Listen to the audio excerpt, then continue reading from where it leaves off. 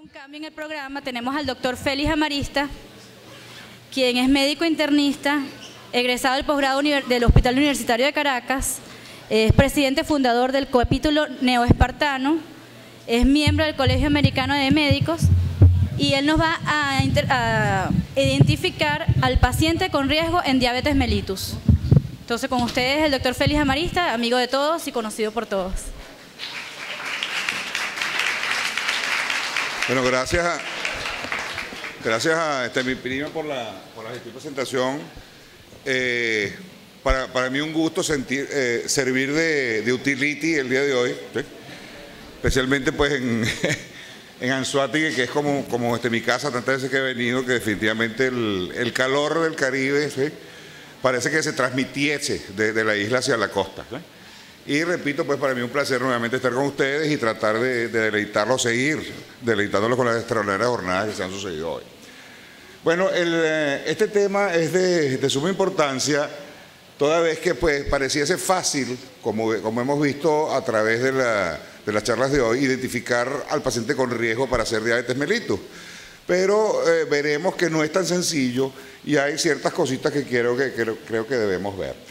Fíjense ustedes pues que a través de la historia el médico ha sido un hombre valiente. Pues que ese señor que está montado sobre el Ferrari, ¿sí? Que ven, es un médico del siglo XV que está buscando el camino correcto para ir a ver a su paciente en una noche tenebrosa.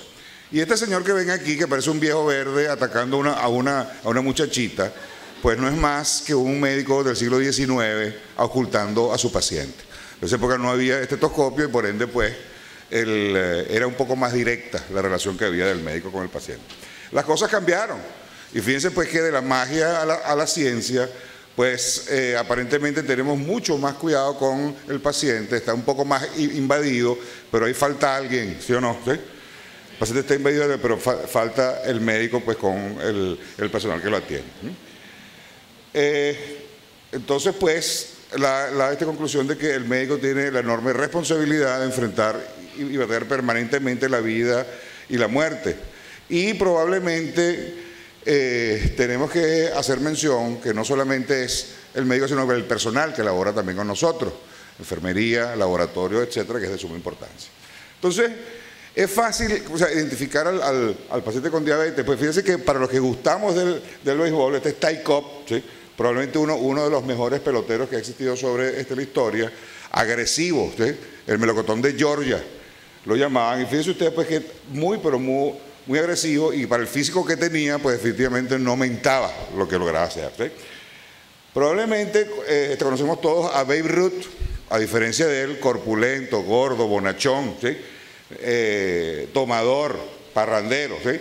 Pero nadie niega que fue uno de los mayores honroneros que hubo en la historia de la pelota, ¿sí? Y finalmente, pues, nuestro gran amigo Akebono, ¿sí? O Yokozuna, ¿sí? Este hombre pesa 231 kilos y mide 2.07 metros y tiene un índice de masa corporal de 54. Cuando colocamos a los tres y nos preguntamos quién tiene mayor riesgo de hacer diabetes mellitus, pues todos responderemos, como dijo Miguel Contreras, ¿sí? Miguelito dijo, bueno, pues entonces será Babe Ruth o será el Akebono, pero resulta que el diabético de los tres fue nuestro amigo Ty Cobb, ¿sí? Es decir, pues que no es tan fácil identificarlo. Sin embargo, lo que sí es cierto es que este diabetes mellitus, como hemos visto, es un equivalente de enfermedad cardiovascular, es sinónimo de aterosclerosis. La diabetes potencia varias veces el riesgo cuando se asocia a otros factores de riesgo, como comentó también Yemina, el 80% mueren por enfermedad cardiovascular, y como comentó también Yemina, cuando se hace este diagnóstico de hiperglicemia ya es un enfermo cardiovascular. Entonces, por lo tanto, es obligatorio para el clínico hacer prevención. Lo que debemos saber primero, entonces, quién es quién, a quién nos enfrentamos. Conocemos dos tipos de diabetes, la tipo 1 y este tipo 2. La tipo 1, que bien conocemos nosotros generalmente en la niñez o en el adulto joven, y es el 10 al 20% de los casos. Pero el grueso de los pacientes... ¿se oye bien o retumba? ¿Sí? Okay. Que me retumbe. Este tipo 2, probablemente la más frecuente, que vamos a ver 80 a 90% de los casos, usualmente se desarrolla en el adulto mayor o en el anciano, y la incidencia está incrementada en jóvenes. Lo importante de esta lámina, señores, es que el 50% de la persona diabética está en desconocimiento de que lo es. Por lo tanto, señores, es obligación del médico hacérselo saber.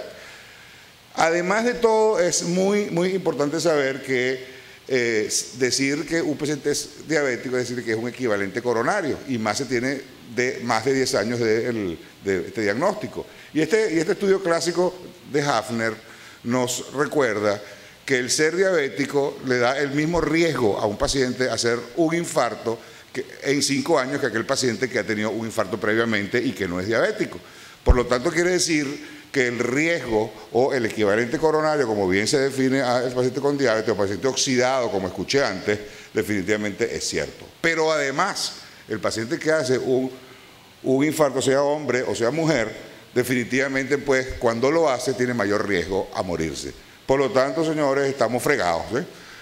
Porque además de todo, lo importante es hacer el diagnóstico de este diabetes, como veremos ahora. Aquel que tiene 200 miligramos o más de azúcar, pues no tiene problema, pues es diabético. Sin embargo, este problema se presente en aquel paciente que está entre 100 y 200 miligramos. El paso 2 es hacer una glicemia en ayunas, y tenemos 3 posibilidades. Aquel que tiene más de 126, en 2 ocasiones o más, ya lo caracterizamos como diabético. La segunda probabilidad es que tenga entre 110 y 126, o aquel que tenga menos de 110. El que tiene entre 110 y 126, tenemos que hacer una prueba de tolerancia. Si tiene más de 200, pues obviamente ya es diabético. Si está entre 140 y 200, ya veremos. Y obviamente, pues, el que está entre 140 y 200, lo vamos a llamar alteración de la tolerancia glucosada. Y si tiene menos de 140, alteración de la glicemia en ayuna. Pareciese una perogrullada lo que les estoy diciendo, pero obviamente estos son los pacientes que tenemos que cuidar, ¿sí? Y somos los que tenemos que resguardar, porque estos pacientes, como bien comentó Yemina antes, son los que definitivamente, indefectiblemente, si no hacemos nada, van a ser diabéticos en menos de 6 años. Por lo tanto, es de suma importancia conocer que los 2 factores que circundan al paciente con este diabetes, ¿cuáles son? Secreción baja de insulina, resistencia a la insulina o ambas. Y eso es muy importante, y graben la siguiente lámina que les voy a decir. Cuando hablamos de resistencia a la insulina, la influencia puede ser genética o ambiental. Pero lo importante de esto es que existe una hiperinsulinemia, como veremos más adelante, que definitivamente se traduce en resistencia a la insulina compensada. Es decir, generamos hiperinsulinemia para tratar de compensar la hiperglicemia. Eso no quiere decir que estemos bien. Eso quiere decir que estamos forzando al páncreas a trabajar para tratar de mantener la glicemia compensada. ¿Qué sucede? ¿Sí? Nosotros podemos tener alteración de la tolerancia glucosada sin tener alteración de la glicemia en ayunas, porque todavía estamos generando mayor insulina. Quiere decir que para este momento la glicemia todavía es normal. Si no hacemos ninguna intervención, pues por supuesto habrá disfunción de la célula beta, y definitivamente cuando hablamos de disfunción de esta célula beta hablamos de hiperglicemia con diabetes mellitus tipo 2, y para este momento, como bien comentaron mis antecesores, ya hay enfermedad micro y macrovascular. Por supuesto, puede presentarse de una vez el paciente con disfunción beta y ser diabético, como lo vemos. Definitivamente, pues, este gráfico es lo más importante de esta charla, porque nos habla, como bien comentaron antes, que cuando uno hace diagnóstico de hiperglicemia, que es la primera curva que vamos a ver aquí, definitivamente ya el paciente tiene entre 6 y 10 años diabético. ¿Por qué? Porque tanto la tolerancia a la glucosa, como la acción de la insulina, como la secreción de insulina, se ha modificado desde hace años atrás. Es decir, en etapas previas a decirle nosotros al paciente, usted es diabético porque tiene más de 126 en ayunas, todos estos parámetros se han modificado. Lo que quiere decir que en el tiempo, los cambios que vamos a ver a nivel de las curvas nos dicen que debemos actuar mucho antes de que se presente la hiperglicemia. ¿Cómo? Buscando los factores de riesgo. Así pues, la respuesta normal a la insulina, resumiendo lo que dijimos hasta ahora, se ve solapada por, primero, cuando hay sobrepeso, alteración de la tolerancia o diabetes mellitus de inicio, por una hiperglicemia inicialmente, ¿sí? Después se agota el páncreas y definitivamente viene la diabetes tipo 2 moderada, y definitivamente pues cuando se agotó la reserva pancreática, es la diabetes tipo 2 manifiesta. Por lo tanto, fíjense cómo las cosas cambian de concepto, ¿sí? De decir, el paciente es diabético cuando tiene 126 miligramos por ciento en ayunas, a decir, este paciente era diabético desde hacía 6 a 10 años atrás. Es decir, esto lo tenemos que conocer y dárselo a entender a los pacientes. Comentaron sobre eso de Gerald Riven, sí. Gerald Riven, a quien tuve la chance de conocer hace unos años atrás, definitivamente ripeó, como decía mi suegra. Mi suegra decía, Félix, estás ripeado, cuando me portaba mal, ¿sí? ¿Sabe por qué me decía rip? Porque en la cruz arriba dice rip, ¿sí? Obviamente el rip es porque está clavado, o sea, es decir, está crucificado, perdón. Por lo tanto, ¿sí? Nuestro amigo Riven ripeó, ¿sí? Al síndrome metabólico simplemente porque, como bien comentaron antes, los componentes de este síndrome metabólico tienen que variarse. Y fíjense ustedes, haciendo un resumen de lo que comentó Miguelito, pues fíjense que Riven en el 88 en Banting definió estas variables como asociadas, esta constelación de signos y síntomas que simplemente lo que hacían era generar o llamar la atención a tener cuidado, que cuando se congregaban esta constelación de entidades clínicas, pues había mayor riesgo cardiovascular, lo cual no quiere decir, como se fue tomando posteriormente, de que había que monopolizar cada uno de ellos, no señor, ¿sí? Simplemente hacer ver que cuando uno hacía el diagnóstico o diagnosticaba cualquiera de las entidades que veremos más adelante, era obligatorio buscar el resto, porque cada vez que usted sumaba un factor de riesgo, se multiplicaba la probabilidad de morir. Se ha llamado de diferentes maneras: síndrome de resistencia a la insulina, síndrome X, cardiometabólico, dismetabólico, Riven, X, ¿sí? No importa. Lo que sí es que hay que recordar es que la asociación o la constelación es importante. Y yo sí creo que hay que buscar, cuando uno, digamos, cataloga a un paciente como con síndrome metabólico, ¿sí? Por los 5 componentes que vimos ahora, definitivamente es de suma importancia decir que este paciente tiene que ser manejado desde el punto de vista global y no simplemente como una entidad única, o sea, no como una patología única. Así pues fíjense pues que, como bien comentaron antes, la circunferencia abdominal para el hombre mayor de 90 y para la mujer mayor de 80, ¿sí? Catalogados como si fuéramos surasiáticos, como bien comentaron antes, los triglicéridos mayores de 150, el HDL en el hombre menor de 40, en la mujer menor de 50, o índice corporal de masa corporal mayor de 30. La presión arterial mayor de 130 sobre 85, o pacientes hipertensos en este tratamiento, y la glucosa en ayunas mayor de 100. Fíjense que es muy importante lo siguiente, que usted, aunque se haga la liposucción, ¿sí? Y se ponga no se ve muy bien ahí, pero la paciente que se operó y se hizo la lipa, se está poniendo un hilito aquí abajo, ¿la ven? Epa, ¿dónde está el...? Mira, ¿dónde está el...? Ah, ya está aquí, ¿sí? Fíjense que se puso un hilito, pero aunque se haya hecho la lipo, pues fíjense que eso no importa. La modificación que hizo en cuanto a la cintura no modificó en absoluto lo que significa la grasa visceral. Y la grasa visceral es la grasa que mata, señores, ¿sí? La grasa que se acumula, la grasa inmadura, la que está dentro de las vísceras, es la grasa que genera más de 300 elementos diferentes, un tercio de ellos altamente perjudiciales para el organismo. Lo que quiere decir que aunque nos hagamos la lipo, seguimos teniendo el mismo riesgo cardiovascular. De suma importancia que nuestro paciente con patología cardiovascular nunca viene solo, ¿sí? Lamentablemente lo vemos nosotros en nuestra consulta. Todo paciente, cuando uno dice que es diabético, el 8% probablemente tiene, el 65% tiene dislipidemia de los hipertensos, quiero decir, 16% son diabéticos y 35% son obesos. De aquellos pacientes, ¿sí?, que son dislipidémicos, pues el 48% son hipertensos al ingreso, ¿sí?, 14% son diabéticos y 33% son obesos. Y ni hablar los diabéticos.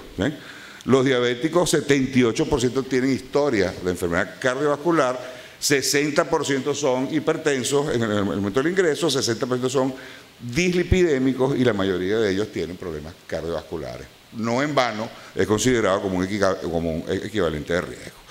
¿Y eso tiene alguna importancia? Pues claro que la tiene, porque la conjunción de estos factores de riesgo trae la disfunción endotelial con la cascada cataclísmica que conocemos nosotros.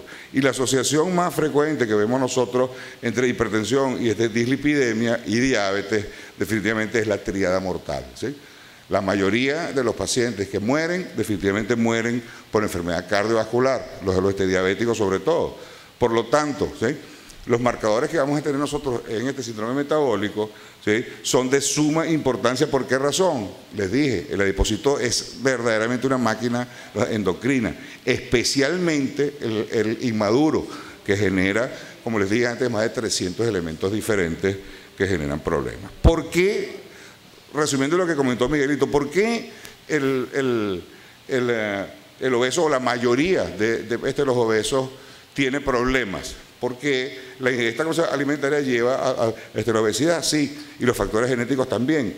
Y en esta publicación que se la recomiendo, de este Circulation del 2005, comenta que cualquier cosa que usted se meta por la boca, quiero decir comida, ojo, quiero decir comida, ¿sí?, salvo algunas frutas y sin concha, todas generan, absolutamente todas generan estrés oxidativo, ¿sí?, todas, ¿sí? Por lo tanto, quiere decir que todas son proinflamatorias, ¿sí? Y todo aquello que usted se metió por la boca, señores, ¿sí?, pues obviamente va a generar cambios en la fosforilación de la serina, es decir, cambios en la señal de la insulina. Eso trae como consecuencia una interrupción en la señal de transducción de la misma y obviamente va a generar resistencia a la insulina.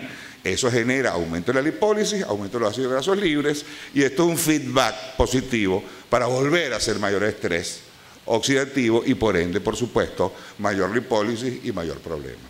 Quiere decir, señores, que solamente con la ingesta definitivamente tenemos nosotros el gravísimo problema de generar estrés oxidativo, salvo algunas frutas que no le voy a decir cuál,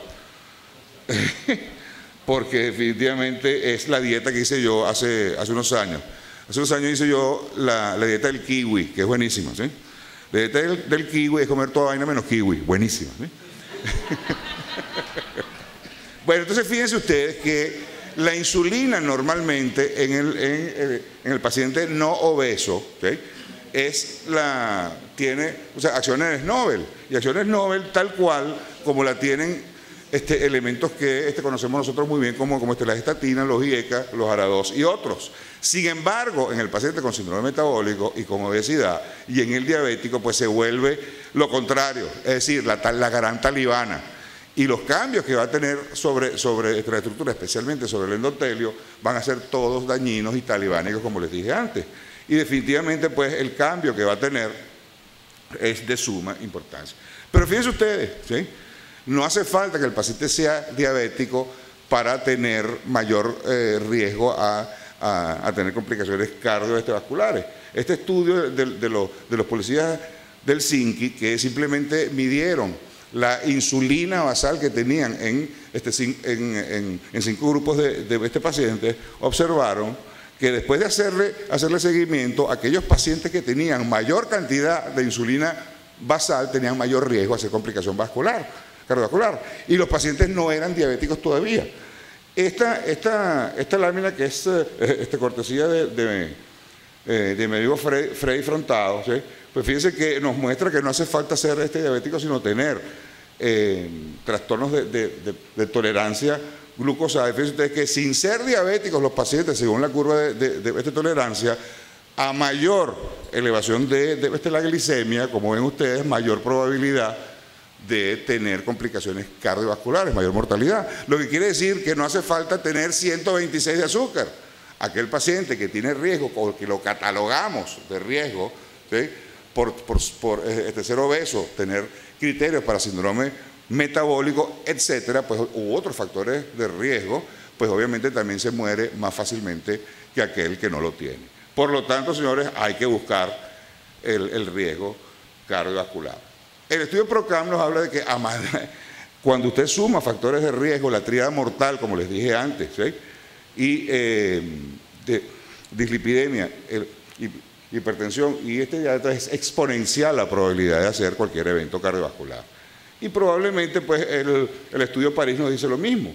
Si usted tiene una glicemia de menos de 140, pues fíjense ustedes que el porcentaje de esta mortalidad, fíjense cómo es, está cerca del 1.5%. Fíjense cómo se cuatriplica cuando hay intolerancia a la glucosa, y fíjense ustedes cuando el paciente esté conocido diabético, no en vano, esté catalogado como equivalente a riesgo coronario. Pero fíjense que en este momento vale la pena hacer prevención o no, ¿sí? Fíjense ustedes, en este paciente no son diabéticos todavía los pacientes o catalogados como tal, ¿sí? Y triplican el riesgo cardiovascular. Nuevamente, fíjense ustedes que cuando hablamos de síndrome metabólico, les repito, como orientador de esa constelación de signos y síntomas que dan mayor riesgo cardiovascular, pues entonces estamos obligados a hacer diagnóstico precoz. Esta lámina la traigo, señores, porque la prevalencia de obesidad va en aumento definitivamente, y fíjense ustedes que para el 2030 son asombrosos o cataclísmicas los porcentajes que vamos a tener de pacientes obesos, especialmente en niños, ¿sí? Y obviamente pues los niños de hoy serán el futuro del mañana, ¿sí? Si tenemos niños obesos hoy, pues probablemente tendremos mayor cantidad de enfermos cardiovasculares el día de mañana. Y esto pues me pareció también muy curioso el comentar de los niños. Ni se te ocurra subirte, ¿sí? Parece que duele mucho, verás los gritos que pega mi mamá cuando se sube, ¿sí? Pero obviamente parece que eso es muy importante también. Entonces, cuando hablamos sobre síndrome metabólico, les digo, la importancia que tiene es tratar de buscar todos aquellos factores de riesgo que están asociados con el mismo. Y recordar que es un continuum cardiovascular y que, como bien comentó Miguel, cuando usted dice diabetes mellitus, está diciendo es sinónimo de aterosclerosis. Lo que quiere decir pues que dentro del continuum cardiovascular, pues no cabe duda que los factores de riesgo y lesiones que va a tener sobre los órganos blancos están sometidos a ese continuum durante la vida, ¿sí? A disfunción endotelial, y como bien oí comentar antes, también estamos llegando tarde, ¿sí? Es decir, cuando estamos haciendo diagnósticos de diabetes en el paciente por glicemia en ayunas, le estamos diciendo, señor, usted tiene disfunción endotelial desde hace 10 años por lo menos. Por lo tanto, estamos llegando tarde. El perfil típico de dislipidémico que tenemos nosotros en el paciente con diabetes es que vemos aquí. Es HDL bajo con triglicéridos elevados, ¿sí? Y fíjense ustedes pues que eso se caracteriza tanto para el nivel de, como vimos, de HDL colesterol bajo, ¿sí? Como de triglicéridos. Y de suma importancia también lo que les voy a comentar para concluir en forma práctica. ¿Quién es el paciente de todos los días? ¿Sí? Cuando un paciente va para su consulta y le dice, doctor, yo quiero que usted me diga que yo soy un paciente sano, ¿sí?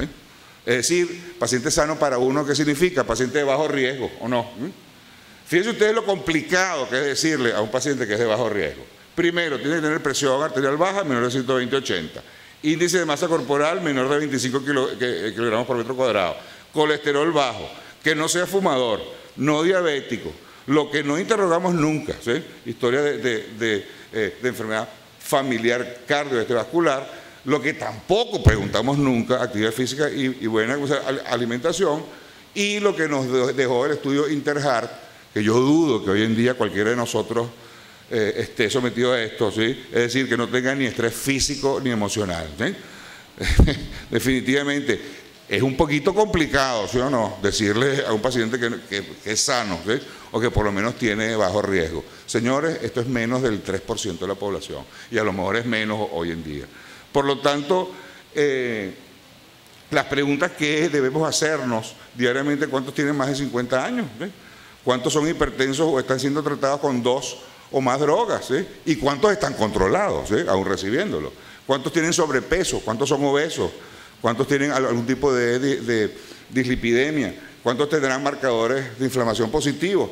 Y aquellos que no preguntamos nunca: tabaquismo, hábitos alimentarios, sedentarismo, etcétera, ¿sí? Y es que acaso la sumatoria de estos factores frecuentes no es determinante del riesgo cardiovascular y del síndrome metabólico, y por ende, o sea, son predisponentes a diabetes mellitus. Bueno, siguiendo las diferentes guías que conocemos, pues definitivamente un cálculo rapidito de riesgo en la consulta sería alto riesgo cardiovascular, creo que son 3 o más factores de riesgo. Todos aquellos mayores de 50 años ya es un factor. Hipertensión tratada o no es un factor de riesgo. Es decir, ya con esos dos tenemos 2 factores de riesgo. Y nos faltaría uno más, cualquiera de los que tenemos aquí, obesidad, sobrepeso, dislipidemia, etcétera, y los que no preguntamos nunca, tabaquismo, alimentación, alcohol, etcétera. Y el estado prediabético que comentó Yemina antes, ¿acaso no es importante? ¿Sí? ¿Y acaso no es un factor de riesgo como vimos antes? ¿Sí? Por lo tanto, señores, simplemente, nuevamente, ¿sí?, el síndrome metabólico es importante y definitivamente como, digamos, entidad detectivesca para evaluar riesgo cardiovascular. Y fíjense ustedes pues que la mayoría de ellos son de laboratorio, es decir, no solamente es clínico. Entonces, sin embargo, los signos clínicos y biomarcadores que tenemos nosotros, o sea, a la mano son de utilidad máxima, ¿sí?, y definen al paciente de riesgo, sí. Salvo glicosilada y proteína C, los demás son muy económicos, ¿eh? Y definitivamente tomar la tensión y medir la cintura, pues yo creo que es más económico todavía. Quiere decir, señores, que conociendo nosotros, ¿sí?, que esta relación que existe entre medir la cintura y la grasa visceral es altamente significante, de alta significancia estadística, pues no deberíamos salir de aquí sin la idea de que a todo paciente que veamos debemos medirle la cintura. Entonces, conclusiones, ¿la diabetes puede ser prevenida, sí o no, Yamina? ¿Sí? Entonces necesitamos poner en marcha estrategias diagnósticas precoces como historia clínica más laboratorio para establecer diagnóstico temprano de diabetes y tratarlos, no solamente conformarnos con hacer el diagnóstico. Reconociendo el síndrome metabólico como predictor de riesgo cardiovascular, como entidad global, como dijimos antes, por sí mismo y como riesgo para diabetes. Los marcadores bioquímicos, señores, son fundamentales, eso hay que hacerlo, ¿sí?, porque son marcadores precoces. Y no cabe duda pues, que el cálculo de este riesgo global y el término de prevención definitivamente es identificación precoz del riesgo. Bueno, finalmente, como yo sé que este es el mensaje final que quería darles a ustedes, pues, ¿eh?, pero como yo sé que no todos hablan chino, yo se lo voy a traducir, ¿sí? Esto dice lo siguiente: los médicos superiores previenen la enfermedad, ¿sí? Los médicos mediocres tratan la enfermedad antes de que sea evidente, ¿sí? Y dice que los inferiores la tratan cuando no hay nada que hacer. Y es aplicable cuando uno habla en términos actuales, recientes, modernos de prevención. Pero resulta, señores, que esto fue publicado en el Guandí, en el Naiching, 2600 años antes de Cristo. ¿Qué les parece? O sea que la prevención no es nada nuevo, ¿sí?, tiene su tiempo. Y es obligación de nosotros definitivamente hacerlo. Ya para concluir, un mensaje de un paciente mío, que Dios lo tenga en la gloria, ¿sí?, poeta, que siempre le robaba algunos de sus fragmentos, y me gustó mucho, pues decía esto: no son muertos los que en dulce calma la paz disfrutan de la tumba fría, muertos son aquellos que llevan muerta el alma y viven todavía, ¿sí? Bueno, muchas gracias por atender.